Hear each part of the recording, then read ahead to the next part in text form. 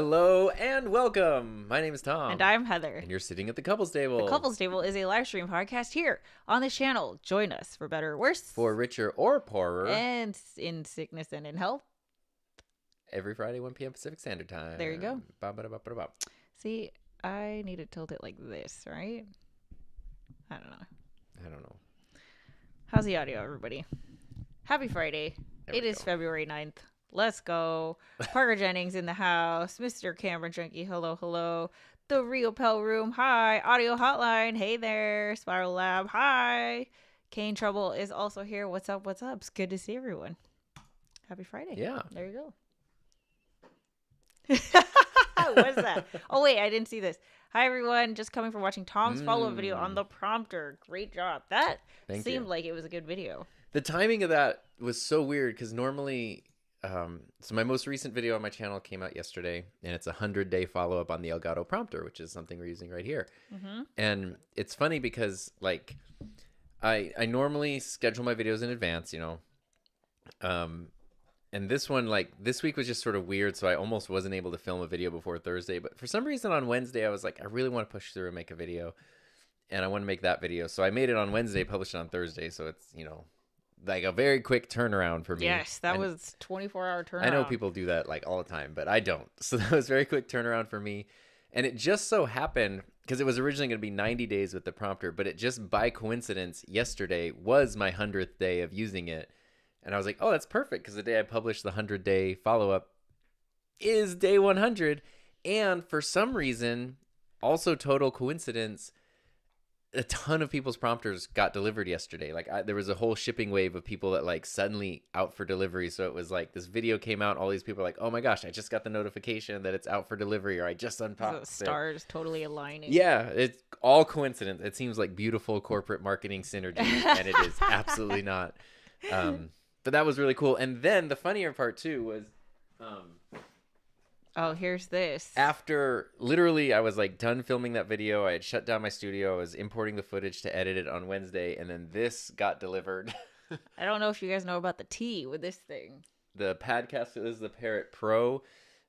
This was a Kickstarter item that I backed back in, I don't know, April or May last spring. It was supposed to be delivered in July. You might notice that it's February right now. It is a Kickstarter, you know, you're not buying it from a store. Yeah. So there were a lot of Kickstarter issues with that, but that showed up, and I backed that when I was thinking about, like, I kind of want a teleprompter. Did you back that thing up? I backed that thing up back when I was thinking about wanting a teleprompter or not. Not knowing. My brain is turning into yours now. Oh, sorry. We've been living together a long, long time. I didn't know at the time that the Elgato prompter was going to be a thing, and then that came out in September. Still hadn't gotten this one. Immediately ordered that one. Because you can't, like, cancel a your Kickstarter. Which I totally would. Yeah, would have. It makes sense, right? So yeah, that's there, and it's funny because I was like, oh man, I feel so bad for this product, but it seems nice enough, so I'm gonna try to like. Right, but it's like, now that there's a comparison product, it's like I'm not using it in my studio for sure. But mobile. If there's ever a need for mobile scripting, yeah, where you're not bringing. Yeah, because it couldn't be really used. I wouldn't want to rig it up as like a reference monitor or something, or use it for like a Zoom video call. But using it for mobile scripting, if there's ever a need where one of us has to walk down a street and like read a script, there you go. I mean, mobile, yeah. Yeah, but that's not a thing that we like have really ever had a need for. Hey, you know. But now that it's an option, you never know. Yeah. All right. Call me Cubby in the house. Patricia is here. Hello. Sammy, superstar. What's up? Nick is really considering that teleprompter. I feel like it would really help your recording sessions, Nick, but I can also imagine you getting frustrated as you're like setting it up. Yeah. Because you also need to have it has to be connected to a computer, period. And there's an adjustment period. Yeah. And it's not finicky. It's just like you have to install the app and do some permissions and things in your computer that are like a little unusual. If it hasn't been a pain point for you, then I don't think that the thing is, though, I never thought I would have a teleprompter as a permanent part of my setup, and I love it so much. Well, there you go, everybody. That's I mean, I love I never take it off. It's just always on there. There's no need to remove it. Yeah. It is just confused. So where do you look? I know I talk about this every stream. Where do you look? So when we're using it like this as a reference monitor, I kind of don't think about it because it's far enough away where unless you know someone's looking at a prompter, like if I look at anything on the screen, you can't. It looks like I'm looking at the camera, but I do see the lens's shininess in the middle, so I kind of look at that. Yeah, like right here. Yeah, that's what I look at. But a really cool thing about the video I made yesterday, the product designer from Elgato commented on it, along with like one of their software developers. So not just like the Elgato brand account, but like the people who work on the products, which was really, really cool.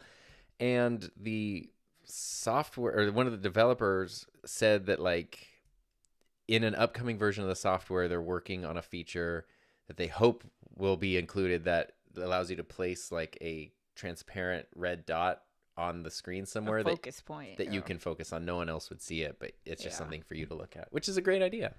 Remember, hit that like button. Yeah. Homesick Max says, to be fair to the couple, Heather could run any TV show. I know. There you go. Pete says, I got the Padcaster 2 before the Elgato was available. You might say I have some regrets. I mean, what's the price comparison? Well, I don't even remember because the Kickstarter one, I think it was like $130, but then shipping ended up being like another $30, which was like, no, it's the good deals, not. So, okay. So Nick says I only script short form and ads. Mm. If you are someone who reads from a script, like it is it's a lifesaver. Yeah, because then how else are you doing it? You know, like. Yeah. How do you read from a script without a teleprompter? Unless you did what I did, which is you look at your outline, you kind of memorize what you're about to say, and then you go back to the camera. That's what I did for years. That's but what I would always did. It. Oh, let me tell you. Yeah. It cut because I use it for client videos, word for word read the script, and the raw footage.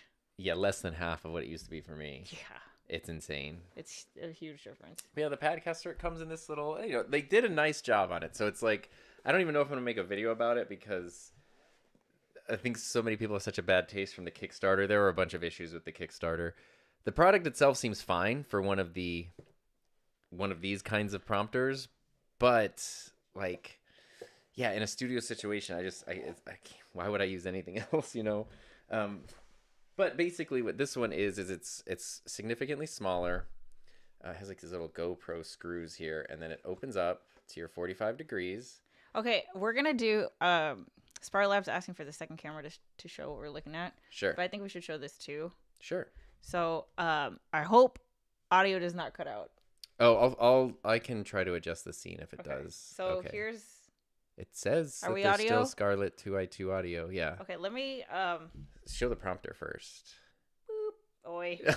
That's the microphone. Here we are. So here, let me step back. I mean your prompter, so you can see what. Yeah. So what we're. So, hi Tom. Hello. So. Yeah. Yeah. So when it's this reference thing here, like what do we look at?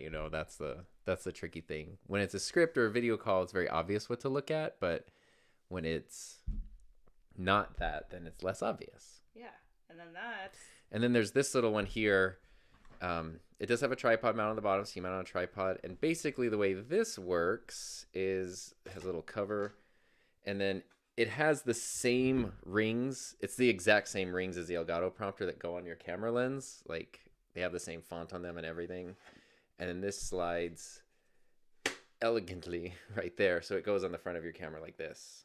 And it's super lightweight. And then you use your phone. You pop this little guy up here, and then it's the more traditional one where you put a phone in there. So it reflects your phone onto the thing, and as you put your script onto the phone. Position it there. And they do have an app. They do have, which I haven't used yet, and it does come with a little kind of a chintzy.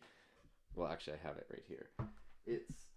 It comes with a little Bluetooth remote that you can, like stop and advance the script with and stuff. So, if you're doing something portable, the weird thing here, though, there's no guards on the side. So I feel like, the phone could just easily fall out. But for this kind of thing, I don't know if Doc's here. I know he had the original one in his studio forever before getting the Elgato. I don't know if Doc has the Elgato one. But anyway, yeah, I mean, it's a cool little, like, I was always worried about this, the prompter that hangs off a camera lens, and it turns out that it's just not an issue. Yeah. So, sorry, I bumped the mic, but yeah. So anyway, I don't know. I don't know what to do with this now. Yeah, and so it's almost like if I made a video on it, I would need to make 2 videos. One that's just like explaining the experience of being a Kickstarter person, and the other as an actual like product review. Yeah, so okay, if you didn't, here's what the prompter where did you go, NDI? Okay, boy. Oh, there. Okay. So, let me switch back really quick. So, this monitor is part of the Elgato prompter. Right. Like this whole thing That's right here. the key to me. Yeah, so you don't have to use a phone, an iPad, or whatever. It comes with a monitor. And then you can change what you see on the screen to be whatever you want. We're using it as a third monitor right now, so you see I could just drag whatever. You could put comments there like this, but I think it's weird to look at something that isn't moving, so yeah, that's why we are looking at ourselves once we change this. But yeah, okay, I hope that makes sense. Yeah, it does. Okay, let's see. Introvert Amateur is here. Made it. Just hit upload on my latest video, and now I can sit back and relax while with you guys while wife and both children are sleeping. Well, congrats. Yay. On all those things. I know. I currently use Duet, and it has a logo which tells me where to look. Oh. Yeah, that's smart. Hey, Kev. What's up? JFK in the house. What's up? Mr. Camera Junkie says, I use them to place the Zoom calls into my teleprompter area, so that creates a face-to-face environment. That's where it's, like, perfect. So if you're doing FaceTime, Zoom, anything where you're using, like, a webcam type of situation, I think, like, this is what we've wanted remote since, like, podcasting. Forever. Yeah, where you're actually, it looks like you're talking to somebody because eye to eye. You just look at them and talk, and it's great. Yeah. Let's see. I don't script live streams, but often present from slides, so having the feed on the screen is great for being able to refer to the slides while keeping camera eye contact. Yep. Yeah, exactly. Is YouTube just one giant advertising billboard? No, I mean, that's a big question, right? Yeah. I want to say it's not as much of a giant advertising billboard as, like, Instagram. Oh, yeah. But I guess it depends on the channel. I mean, YouTube as a platform makes money from advertising. Yeah. If they make money at all. YouTube channels that advertise things, there's such variety, like some yes, some no, and I would say some niches are more prone to it than others. Yeah. Yeah, like I think that there are people whose channels don't make advertising money at all, or they don't make money from advertising at all. Because they sell like courses or whatever. So I guess technically they're advertising their course, but yeah. All right. Rainy Cajun is here. Pro tip: I took a small piece of gaff tape and put it in the center of my monitor to create a viewpoint. That makes sense. Oh, see, of course, you've got all the tips. Yeah, that makes sense. That's a good one. I'm excited. I'm excited to see where they take their software because it seems like they're going to add in some pretty nifty features. Yeah.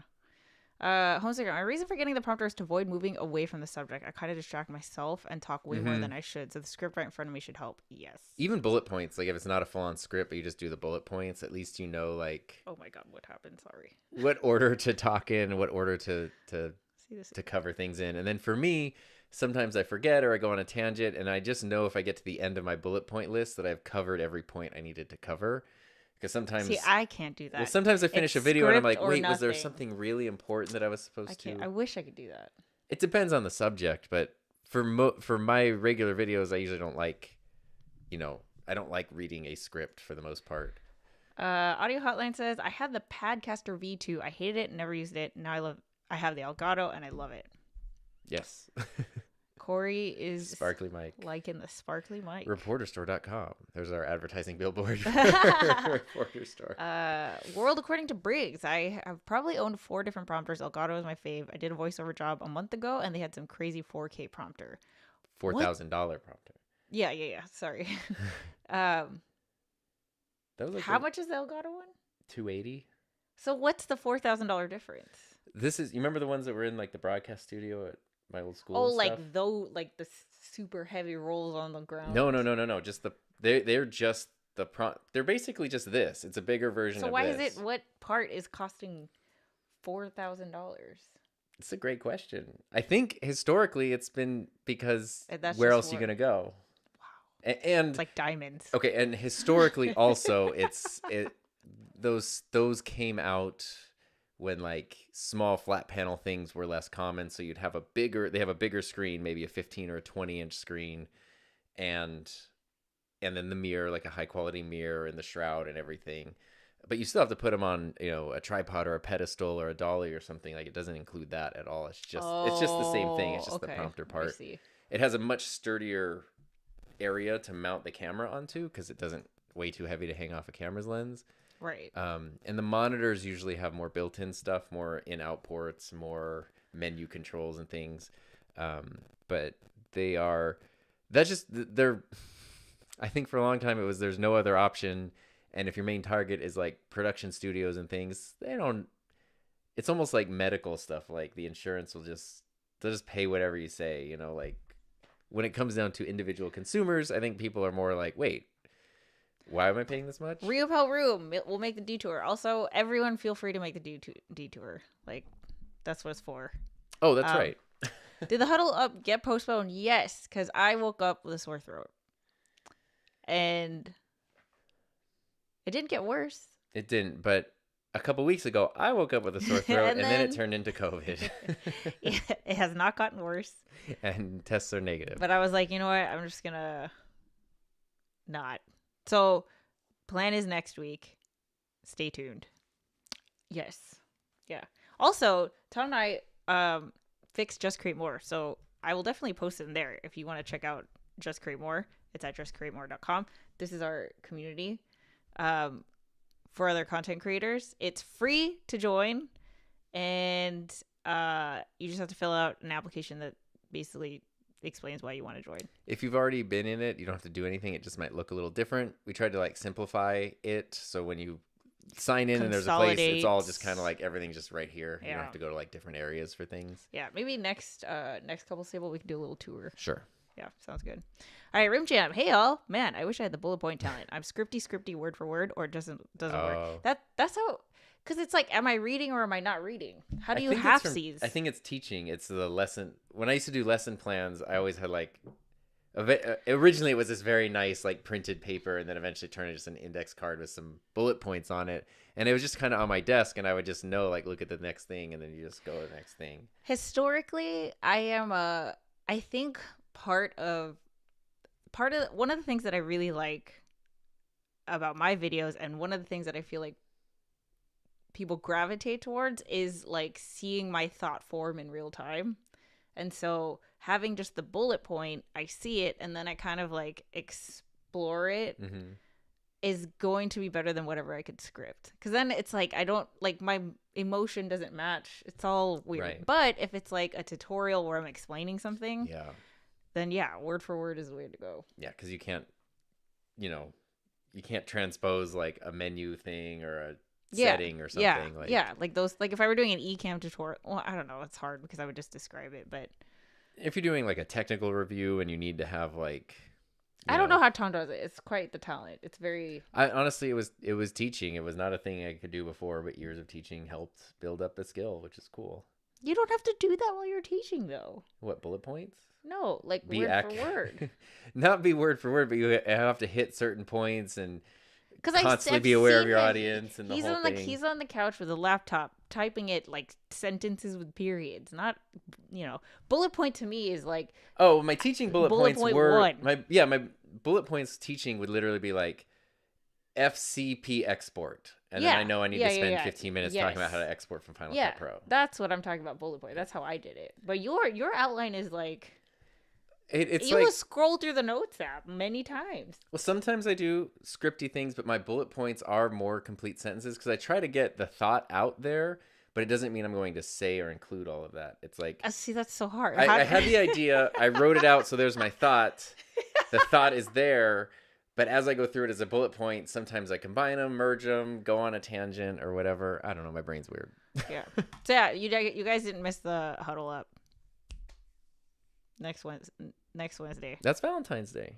Well, we're kicking it off on the day. I was feeling guilty though because I wasn't going to be here in the middle, and now I don't feel guilty. But we don't. It doesn't. We don't have to do something for Valentine's. We should do something for Valentine's Day, but at between 12 and 3 p.m. we won't be doing things on Valentine's. Tom's gonna play hockey.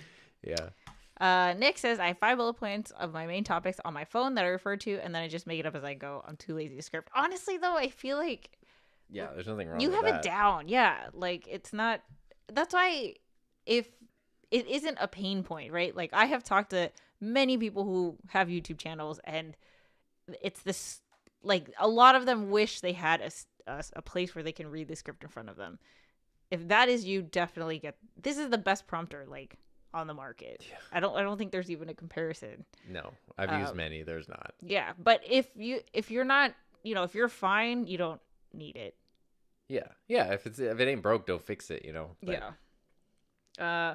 The ability to summarize information and deliver it in an entertaining way is the ultimate skill. Yeah. Well, when I think of Nick too, like so much of the channel is the personality. Yeah. Yeah. Because it's not anybody could do, I don't know, interior design, but it's the way that you talk about it. And so I don't know if a script would take away from like the personality that pops out, kind of like we were saying, as you're going through the thought. That's when we get to see the uniqueness. Yeah, because then you're... Uniqueness.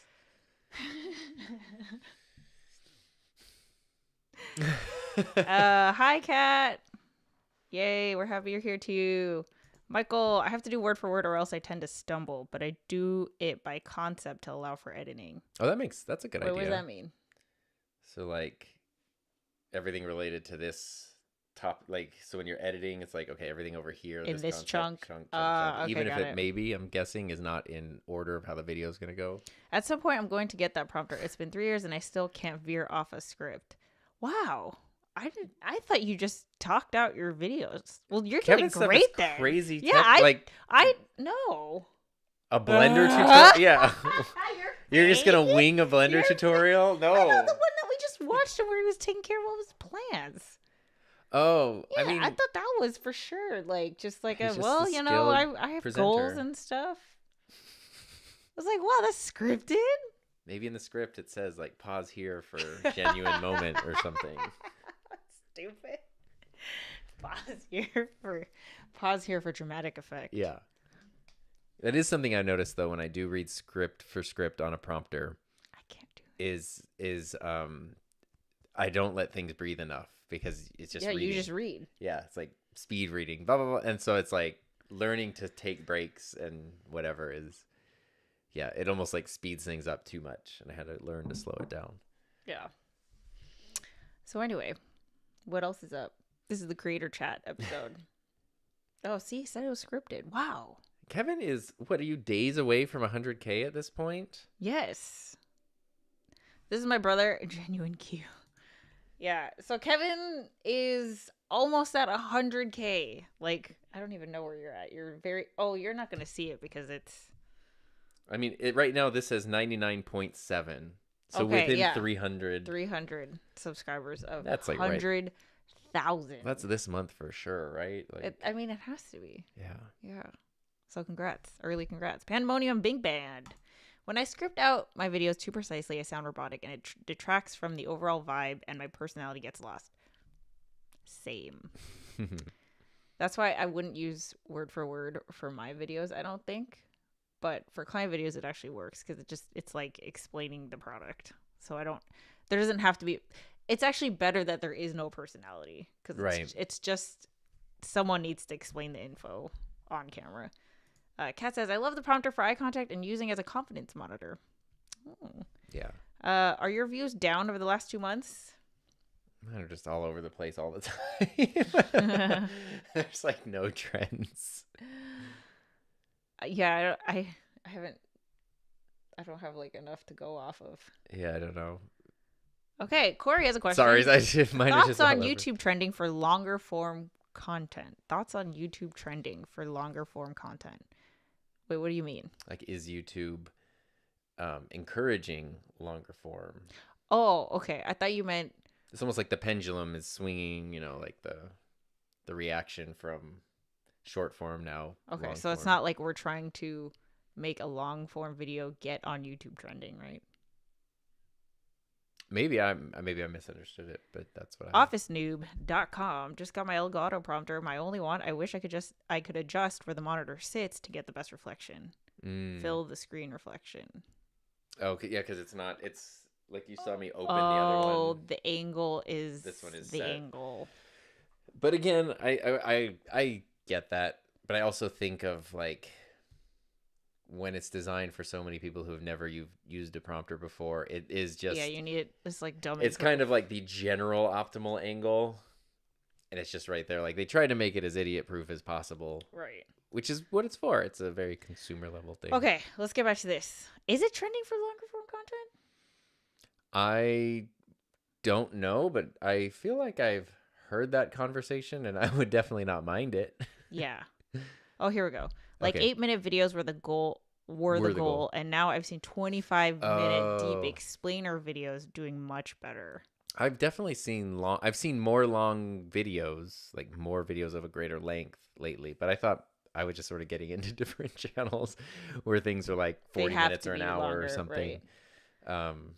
I don't know if that's a thing where people are switching. I do remember the days when people would like, we got to make it 10 minutes and 1 second to get ad revenue, and then that was cut down to 8 minutes, so then people went to 8 minutes. Oh, see, that's why it was 8-minute videos, because that was the shortest. When you could put mid-rolls. Maximum amount for mid-roll ads.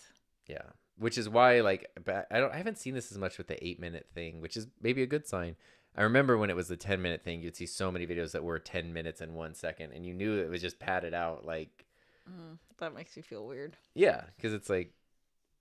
Yeah, and I remember sometimes I would accidentally have videos. I don't know why that makes me feel weird. Like, do you? Why does that bother me? Well, because it's. Why are you making this video? You're not making this video because you want to make the video. You're making the video to kind of like, it could be 10 minutes and 30 seconds. It could be 9 minutes and 50 seconds. Yeah, but you made it. You made it just over the limit here. I know, but it's whenever I had videos that were close to that, I would always cut them down to 9:58, just specifically. See, but. It's hard because I don't want to, I don't want to hate on it because you do you. But yeah. Let's see. Kat tipped her prompter forward. It's not parallel to the floor. Actually, I think, is mine tipped? Because mine's on a tripod where each leg is adjustable. Oh, so I was going to say, how would you, yeah, I don't know how you would do that without changing the camera angle. I don't know. Interesting. Let's see. Mark, would you recommend Elgato or Glide Gear 750 for interactive video conferencing? I had the Glide Gear 100. I'm going to look up the 750. I'm going to say Elgato, but let me check the Glide Gear. Kat says, my take, video should be as long as needed and no longer. Oh, I would definitely, wait, sorry. Oh, no, because the 750, does it have? Does it come? Oh, it doesn't come with the white stuff, right? The silver stuff. Yeah, no. No, get the Elgato. Yeah, because this is like a tablet-based thing. Unless you want a bigger surface and you want to use a tablet, but some people, and I've learned this in the comments of my videos, some people love using tablets and phones on their prompters, and that's what they prefer. I hate it, and I just will not use the prompter. Wait, so what? Oh, wait. We have to make the distinction because some people don't record to their computer. Most people don't. I don't. No, but like if you don't need to plug into the computer, then you would use that because you would just record to your memory card and use your phone. I don't record to my computer. I record to my memory card, but I use the prompter, which has to be connected to a computer, but it's in a studio/office environment. If you don't have a computer, the Elgato prompter has to be connected to a computer. So if you're not in that situation, a huge thing. Yeah. Then it would be very frustrating to use. Because if you're using a tablet because you don't have a computer, what are you editing on? I don't know. You can edit on. They have Final Cut Pro on iPads now. Yeah. Yeah, so that's kind of the big thing there, I guess. If you don't mind connecting it to a computer, the Elgato prompter is such a better experience. If you don't want to have to connect it to a computer, then the other one, the Glide Gear, is the way to go. Ian Pinnell, hello from Oxford in the UK. It's been a while, but lovely to see you guys. Hello. Okay, I feel like we didn't finish this one, though. Yeah, the longer video thing? The long video thing. I mean, let me go through my So, subscription okay, feed and Corey, see it what I got. seems like you, from your perspective, videos are getting longer. I don't know if videos are getting longer for me. Like, I don't think I would say that. I mean, just go the ones you're making. No. Well, both. The ones you're seeing. I'm just going through my subscription feed. I have a 22-minute Oh, video. here, that's a great idea. Let An me do that. 8-minute video, a 12-minute video. I'm not counting like podcasts and things. 6, 13, an hour 6, 15, 45. 12, 3, 13, 26, 52, 16. I have a lot of live streams, which are obviously going to be long. It seems like a lot are between 10 and 20 for me. But let me tell you, if there's a channel I really love and they put out a long video, it's a treat. It's the best. Yeah. You get excited. I love it. Yeah. So, I think, from my opinion, I think it's about type of content. So, like, if you're doing tutorials and your thing is like, getting started with how to use the prompter, and it's a 27-minute video, like, yeah, maybe that's not a getting started video. Maybe that's a deep dive. I was trying to learn how to beat a boss in Mother 3 last night, and in a video game. Well, yeah, we'll talk about that later. But trying to learn how to beat a boss in a video game, and I had to look up a video, and like literally, it's like the definitive guide, 27 minutes. I was like, dude, this battle is so not, like right. But I feel like there's a way to, I don't know. I feel like there's a way that it could be the style of your channel that, like, I don't know, maybe you're putting some together, you show the whole thing and you don't do any cuts. So I think Kat said it. There it is. Kat said video should be as long as needed and no longer. That's the perfect way to look at it. I remember telling my students that all the time. But that like makes it seem like it needs to be short. Well, if it needs to be 45 minutes, it needs to be 45 minutes. Well, yeah, no, I see what you're saying. So like for tutorials, that makes sense to me. But for like, do I really have to record me coming into my office? Like, it doesn't need to be there, but it's cool. I think we're looking at the word need differently, because I would say it does need to be there, because otherwise it's not your video. Like, otherwise it's not setting the tone and the style and the thing for your video.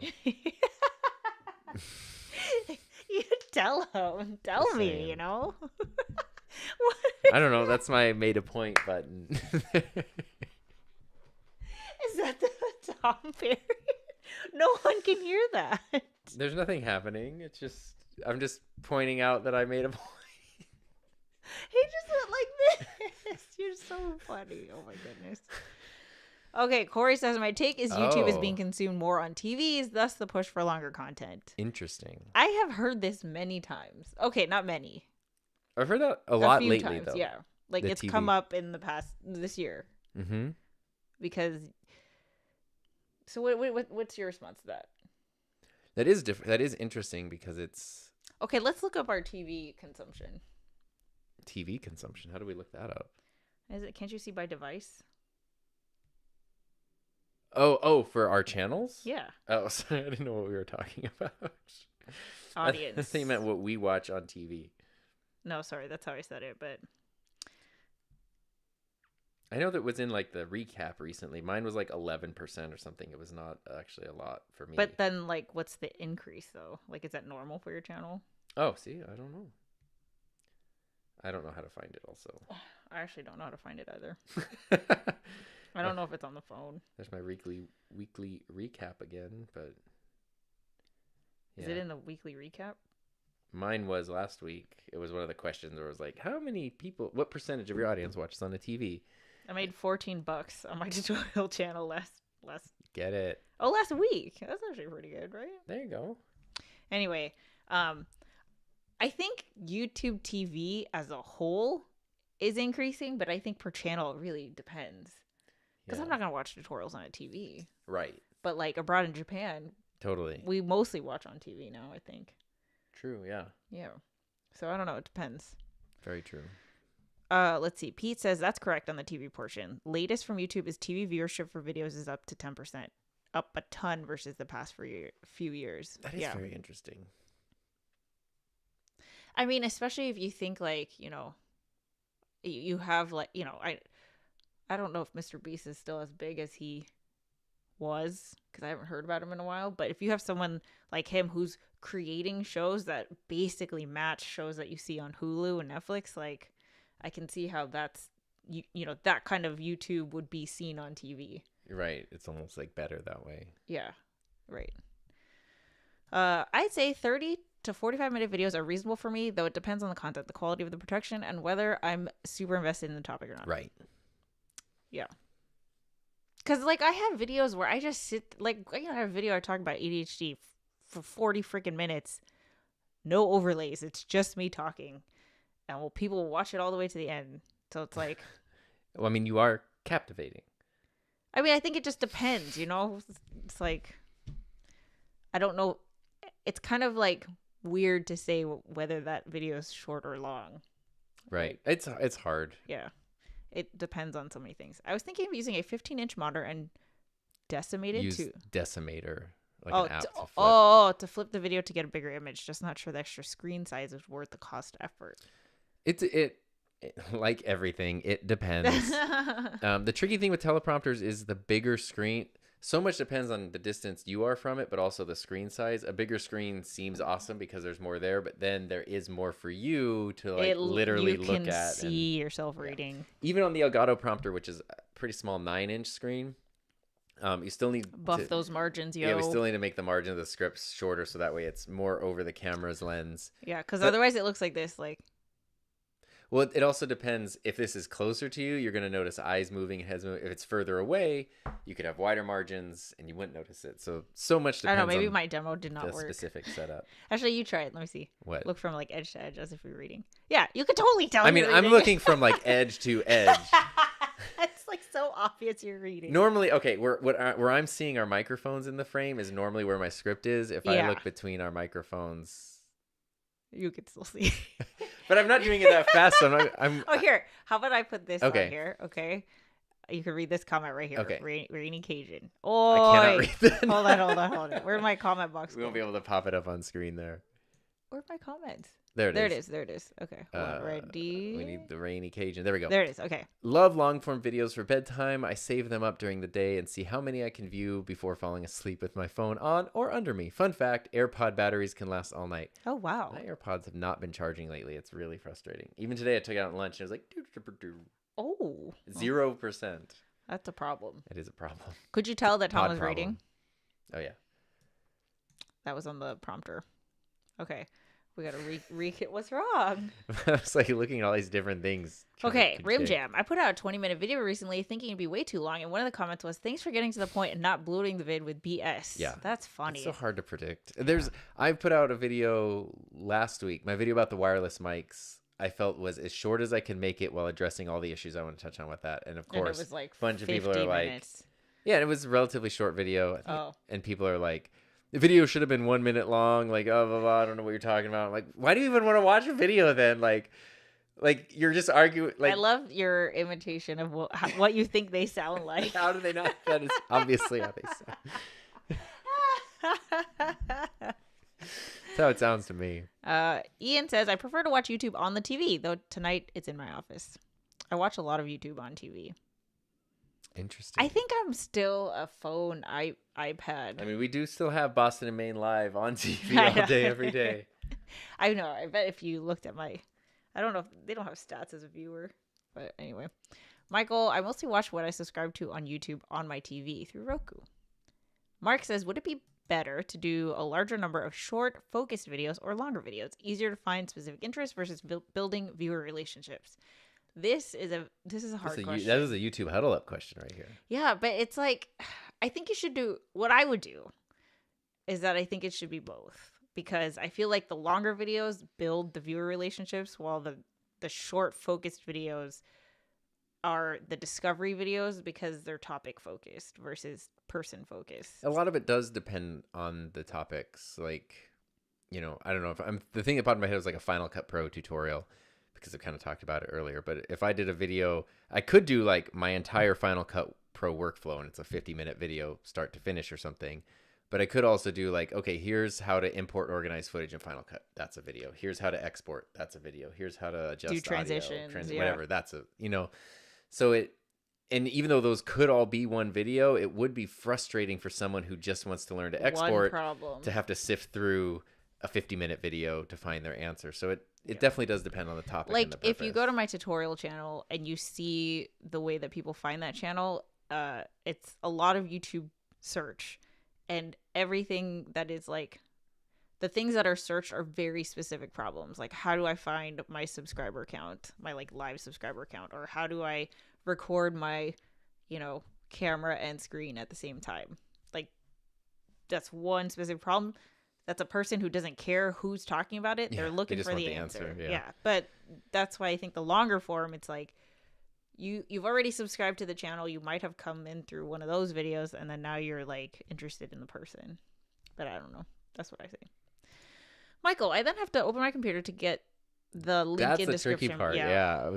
That's the the interactivity or, commenting or whatever. People I know who watch mostly video essays watch them on a large screen TV. Yeah. I love a good video essay.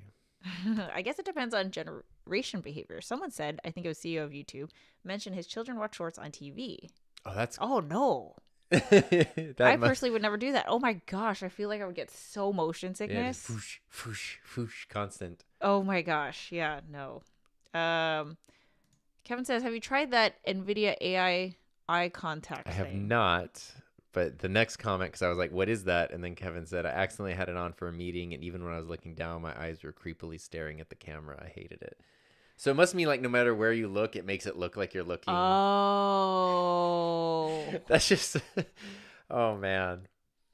I can tell it's just not into it. Well, I would have no purpose for that. That's I feel like you work from home and you have to like get in a meeting or whatever, right? Well, it's funny if you watch when Elgato released their prompter, not to talk about it too long, but they did a whole video on like how to use the prompter, and one of them was like, are you stuck in a meeting that should have been an email? Like, put your favorite sports game up on the screen or whatever. And then it was like, just don't cheer too loud, because the guy was in like a meeting and he was like, yeah, all right. And they were like, wait, what? I get upset when it only charges one side of my AirPods. Oh. What is happening with AirPod charge? See? That's what happens because you just did that video about with the batteries that can't be replaced. Not a fan of the AI eye contact. If I see a Tom Buck video under 10 minutes, I think Tom had a busy week. They are just as long as they need to be, but sometimes they're shorter. It feels weird when I do a sub 10-minute one, but the thing in my brain that pops up is this will be easy to caption. Because a 30-minute video with specific product names and things.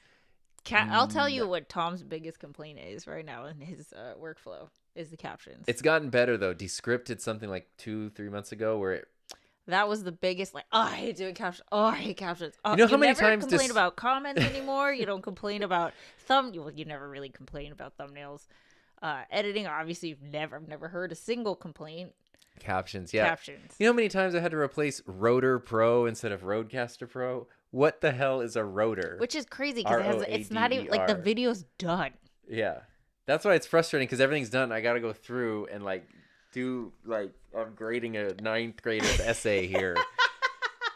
But Descript got a lot better where now it can do product names. Even the Elgato prompter, it knows when, most of the time, knows when to capitalize the word prompter and when not to. Wow. That's if I say, why do you have to be that exact, dude? It's captions. I like to be that exact. See? But even stuff like pod mic, there's a bunch of ways. Is it 2 words? Is it 1 word? It knows now capital P, capital M. Okay, so here's the thing. Are you currently watching this stream on TV? Oh, I think I won't be able to comment. Yeah, like, it's because I'm looking like that whole... What device are you using to watch this stream right now? If it's a TV, though, they won't be able to tell us. Well, you got to pull up your phone and let us know. You're giving people a chore. Oh, boy. Because I think it's helpful for everybody. I remember when Doc said he first, watched us and got into it, he was watching on a TV. He was, making lunch. Multiple people did, yeah. He was, making lunch or something, and he heard you mention his name, and he, got all excited. Let's see. Corey says, I love creators that utilize chapters. Makes quick searches so much better. Yeah, for sure. I mean, that's like everybody. Let me tell you. If you can do that, you should be doing that. Let me tell you when I open a 25-minute video and I need one specific thing, and there's no chapters, and it's forget it. I would just abort. Go back to Google, refine search. Yeah. No way. Yeah. Kane says, I make long 1-hour practice exam live streams, save for VOD, then cut questions into 15-minute VOD. Equal split between viewing for each, gives the audience choice for what they feel up to. That's great. I Interestingly, love that. longer form has increased TV viewing. Oh, really? So it's like, because you made longer videos, TV viewing went up for you. Interesting. So if you made longer videos, what if your TV viewing would go up? I mean, a lot of my videos are 25 to 30 minutes I know, it's already that's pretty long. I feel like they're too long sometimes. Old school laptop, simply because of the chat. Nice. Laptop. Today I'm watching on my laptop. Last week is iPad, Mac, PC. I'm watching on my phone. Almost everything on my phone. So it's kind of even. Well, we haven't had a TV person, but that's probably because the TV person is. We can't. They're stuck. Yeah. They're screaming at their TV right now in the living room. DaVinci is an auto text generator, and all I'd have to do is edit a few typos, and I still don't want to do subtitles. Yeah, I wish Final Cut had something like that, where it just, as you basically exported the video, it did the captions simultaneously, and you're done. I think Premiere does it too. Final Cut does it. Final Cut, you can do subtitles, but you can't easily, as far as I know, export like the SRT file. Yeah, so you can. You can? Yeah. It's funny that you never knew this. I'm not like calling you out. Yeah, I mean, no. I would even know how to use Final Cut? I would love to learn. So text on screen, you know how you add a text box? That is different from captions. Yes. So like it's like a different color on the timeline. Oh yeah, no, I know that. Yeah, that you can export. I thought as. I don't know. Is there an earthquake? Seriously? Or is that just the sound of our laughter reverberating? Well, we're kind of like 2.5 hours away. We usually still feel them though. Let me see. If I work out, it goes on the big screen. Homesick Back. I think 90% of my live streams have chapters. I put them afterwards so people can practice guitar with me. See, that makes sense. Homesick Mac. I was trying to like chapter marker hours. Sorry, that was a 4.7 in Malibu. Oh, wow. That's a big one. That's a big guy. We didn't feel anything. No. We were like laughing though. The dogs usually freak out though. Yeah, Ben's still sleeping, so he didn't feel anything. Let's see. I'm on my computer for this because I'm usually at my desk at this time. Phone means I can get my boys breakfast while I listen. Curious how much video podcasts are driving the TV video viewing. Oh, see, there you go. Interesting. I think a lot. Right? I don't know. I have no idea. I feel like live streams and video podcasts, those are great things to put on the TV and then do your thing. I know, but see, what I do is I put my AirPods on, I have it on my phone, and then I go wash dishes. Yeah. But I like putting stuff on the TV, long form, when I know I'm not going to have to change it or mess with anything for a while. Expat animator, TV all the time. TV all the time. Mr. Camera Junkie says there was 5.5 in Hawaii. Well, this was in Malibu, which is a lot closer to Kevin. Yeah. Rim Jam says I'm on TV now and texting on my phone. Nice. #rebel. Michael, I open my phone with the YouTube app to comment on something I'm watching live on TV. Yeah. I mean, yeah. Oh, because it says you can like use the devices together. Or whatever. Oh, see, that's smart. That's the way to solve that. And if you have like Apple TV, or I'm guessing some of the other ones too, where you can do like text to speech remote, I think you can go into the comments and just leave your comment that way. Yeah. I don't know. See, the world is an interesting place. Yes. So yeah. What else is up? We have 10 more minutes. Outside of the world of YouTube, we've been playing a lot of games. Oh, before that, on related. Oh, you wanted to go there? Well, no, we don't have to go there. But the pod mic cover here. Yeah.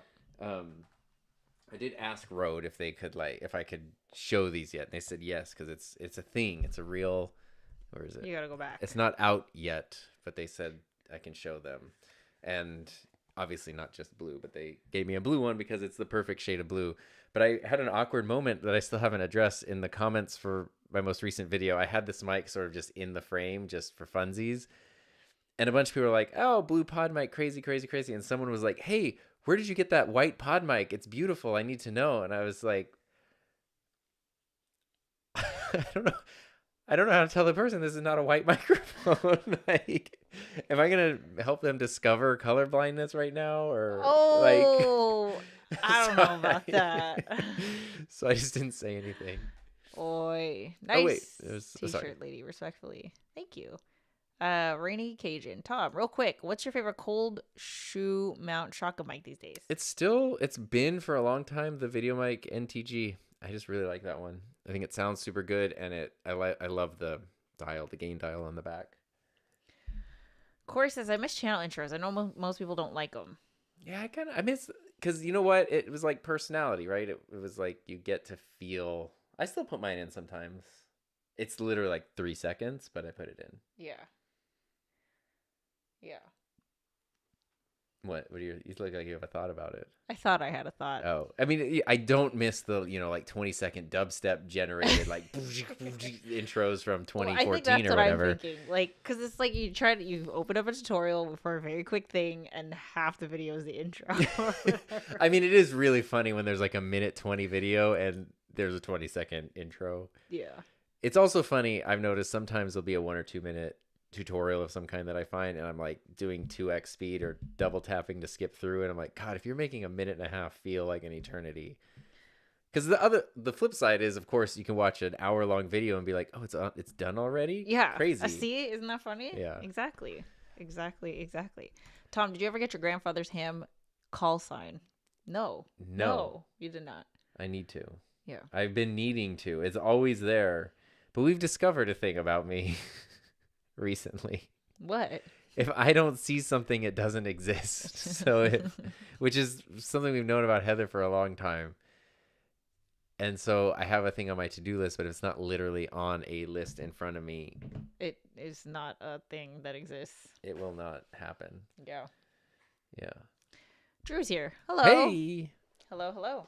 I need to get that. I want to get that. That would be so cool. Yeah. Should add that to the list. Yeah.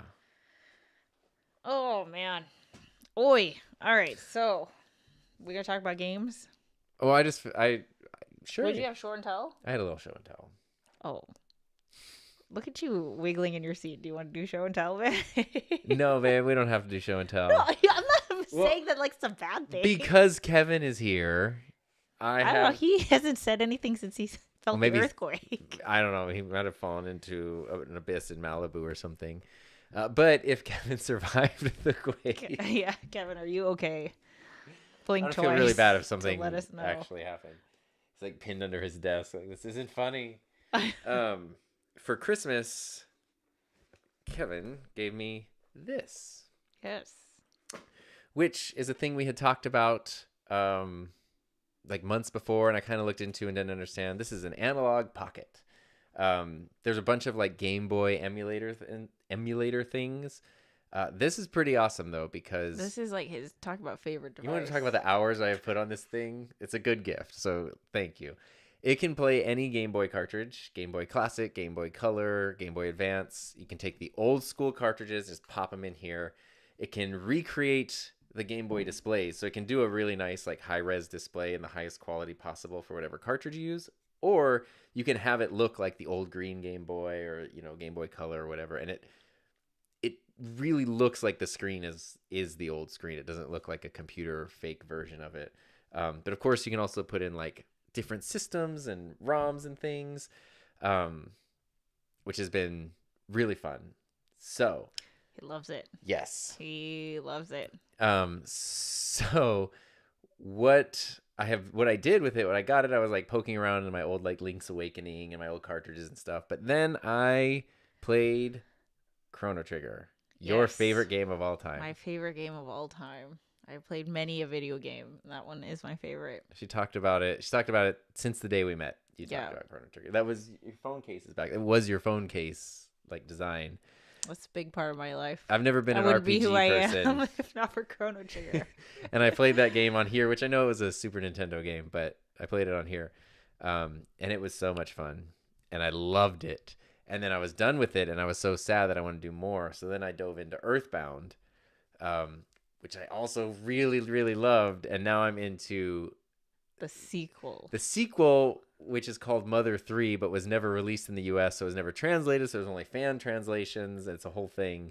But I'm doing that on here, and it has been so much fun. And I've never seen Tom play video games like this ever. Know, and it's like, it's awesome, you know, but I've never seen it. And it's just like, who are you? So for Mother 3, I had to buy a fan translation cartridge because I have my Link's Awakening cartridge from 1995. That's like the one I played on. Yeah. And I like that. And so I was like, oh, I want to do this when I dive into this other new game. It'd be cool to have the cartridge of it, but it doesn't like exist. So I got like a fan translation. Quality wasn't amazing because when it got warm from being played, the text would start getting garbled on the screen. But then I learned, this is where I was looking at tutorials recently to bring it back to the topic.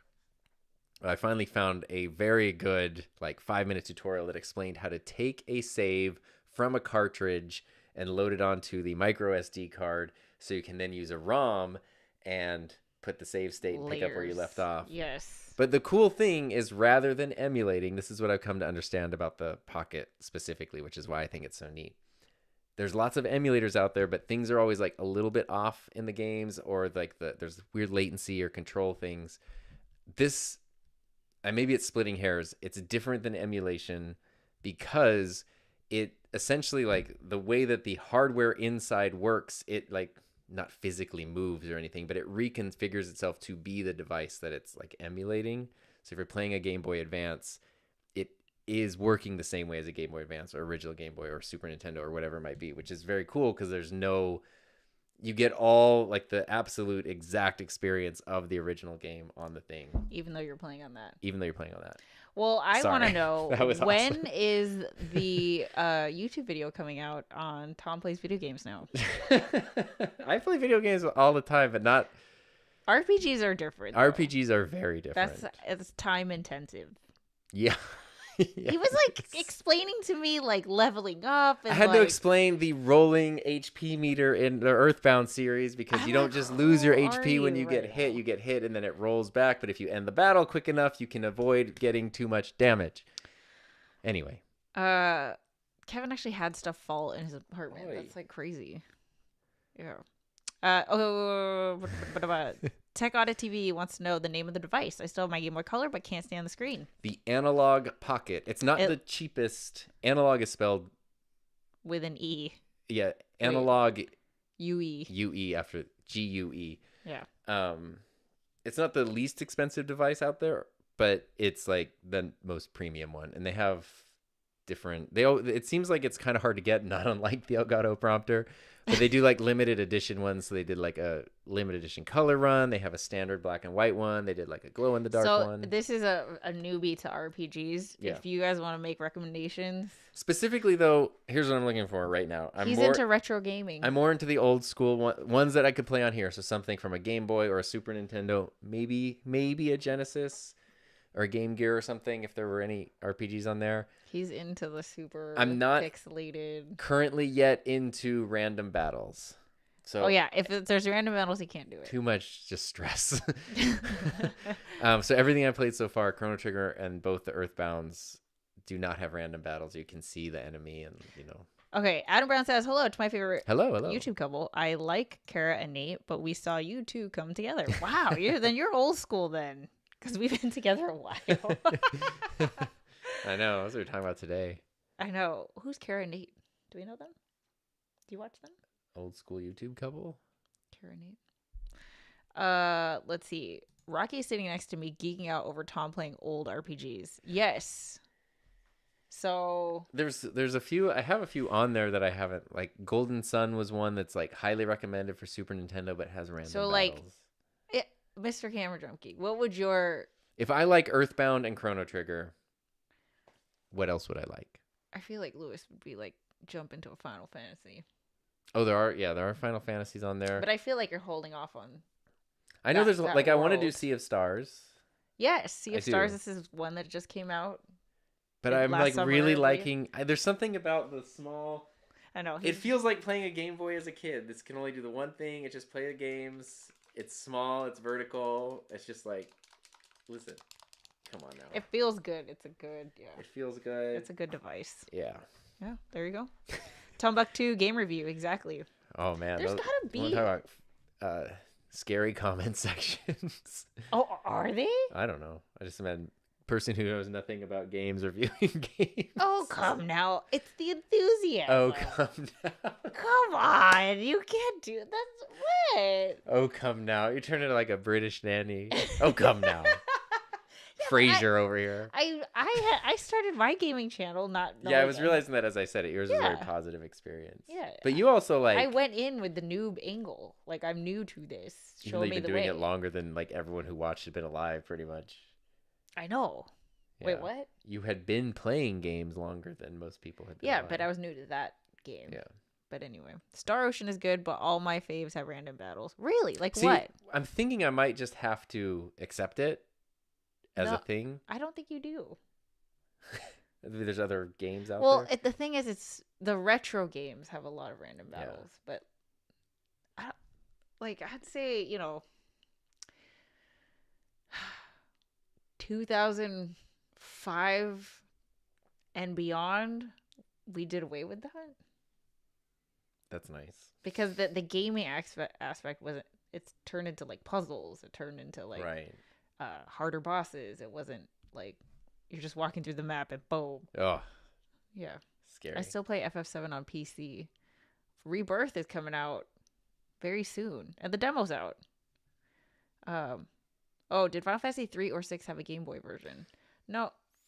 3 does. Well, I don't know if it's a Game Boy version, but I know people play it on there a lot. I know, but see, if you're gonna play Final Fantasy 3, like play what they just came out with on the Switch last year. Like, they remastered all of them. I know, and I love the Switch, but I really love the Pocket.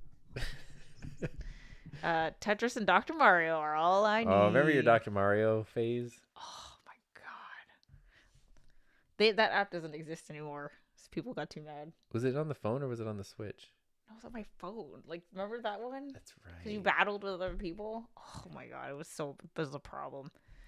Mike Tyson's Punch Out, Paperboy. Oh, Paperboy. Oh my gosh.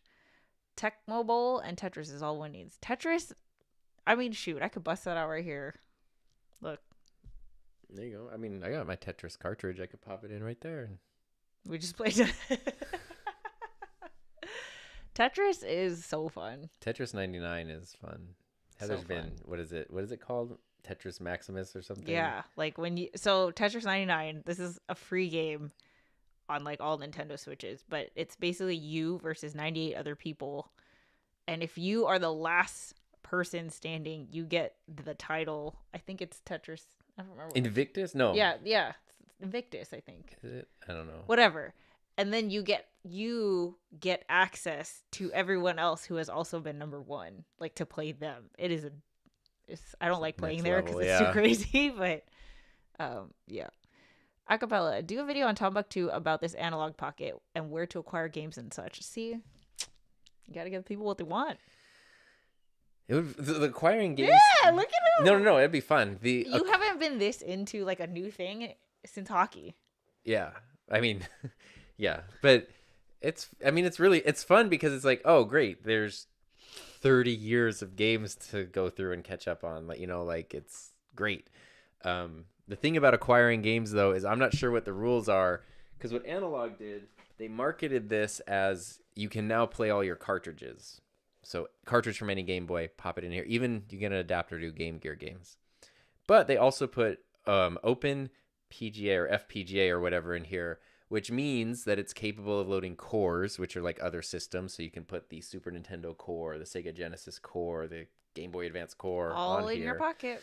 And then once you have a core, if you somehow have created a ROM or have access to a ROM of a game, you could put that in there.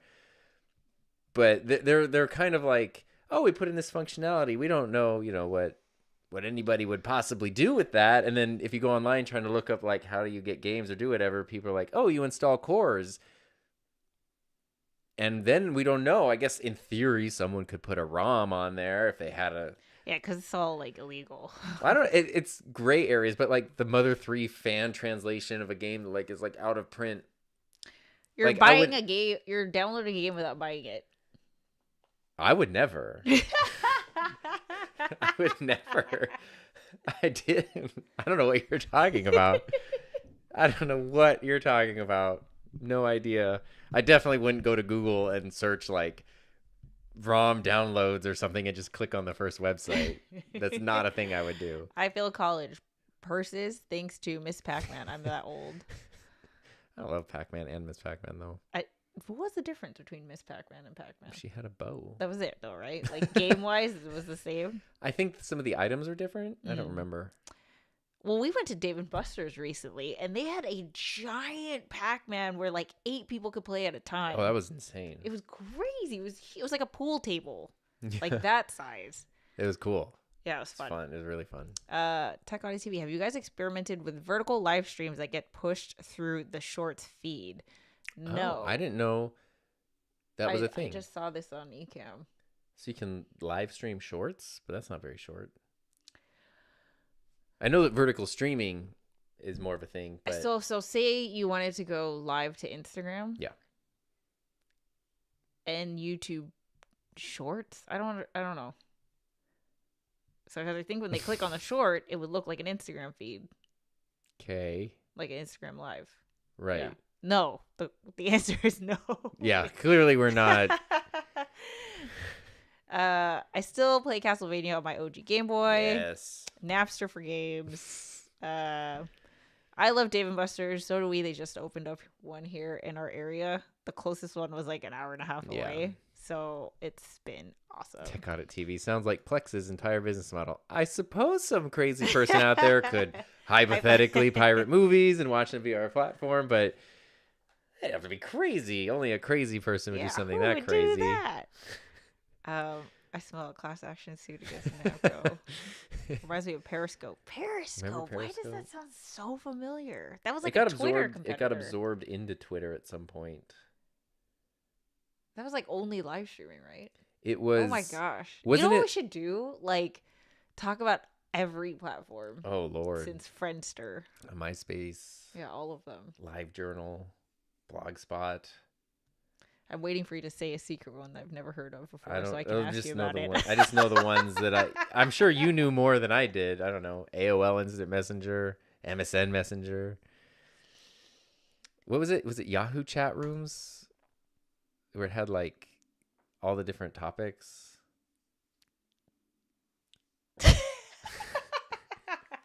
You used Yahoo chat rooms? Yeah. That's cute. ASL. 16 female Callie. Weird. No, Is that what you were saying? I was always like, I never said my actual name, but I was always honest about like whatever, 14MCA. 14 or whatever. Oh my gosh. Thank you, Mr. Camera Junkie, for this link you sent me. 20 classic RPGs that are still great today. I want to look at the list. CompuServe. Damn, I think I have to get one of these analog pockets and find time to play. I don't know. Tom is like, I don't even know what you used to do with your time, but multiple hours per day are now spent on that thing, which I love. Okay, I was like, is this a problem? Because I also play multiple hours playing video games, but right now I'm doing PlayStation stuff. So yeah, she's on the PS5. It's very different. I'm playing Yakuza. Here's the number one. Yo, I don't know if you can see it. Last Chrono Trigger is the number one on that list. You guys have to play it. Okay, it's like TikTok. Your live streams appear in the same feed as shorts and are separate from horizontal lives. But I've done 2 vertical live streams and I probably get 5 times the viewers. We should try it. It'd be fun. Oh, Earthbound's number 6. I started with ICQ. Why does that Oh sound my gosh, familiar? I remember that. ICQ. I never had it, but I remember knowing of it. I'm disconnecting from all this illegal activity. I was never here. ICQ brought back memories. ICQ. Why does that sound familiar? It wasn't like AIM, but it kind of was, wasn't it? You had like a number or something, and people could chat. ICQ. It sounds so familiar. Sorry, there's a lot of games on here I haven't heard of, and I should definitely check out. There's your list. Yeah. All right, we should call it. Yeah. It's nap time for the babes over here. After he plays Analog Pocket. Anyway, today was super fun. And we will catch you next week. Is there anything else? Time to clear the table. YouTube Huddle Up. Valentine's Day, a dish. Yep. And yeah. So, thank you for hanging out with us. Thank you for all the fun. Hope you have a safe, happy, healthy, fun rest of your weekend this week, day, Friday, weekend. And see you next time. See ya. Bye.